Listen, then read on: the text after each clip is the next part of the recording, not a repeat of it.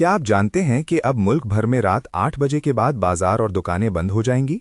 जी हां, हुकूमत ने तवानाई बचाने के लिए एक बड़ा और अहम फैसला कर लिया है।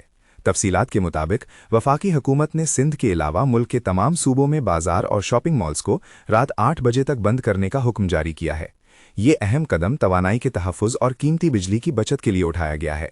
ये फैसला प्रधानमंत्री शहबाज शरीफ की ज़ेरे सदारत इस्लामाबाद में होने वाले एक आला सतह के इजलास में किया गया।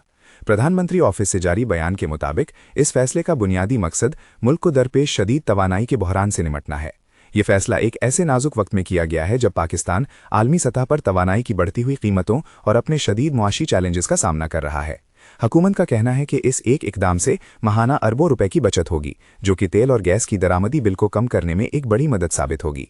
ये सिर्फ बिजली की बचत नहीं, बल्कि कौमी खजाने पर बढ़ते हुए बोझ को कम करने की एक संजीदा कोशिश भी है।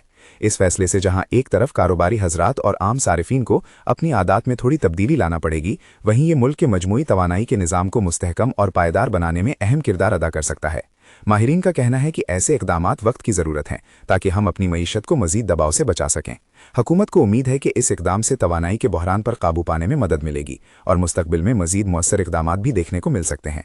हमें बतौर कौम इस बहरान से निमटने के लिए मिलकर काम करना होगा, ताकि न सिर्फ बिजली की बचत हो, बल्कि हम एक पायदार और खुशहाल मुस्तकबिल की बुनियाद रख सकें। आप इस फैसले को कैसे देखते हैं? अपनी कीमती राय का इजहार ज़रूर कीजिए।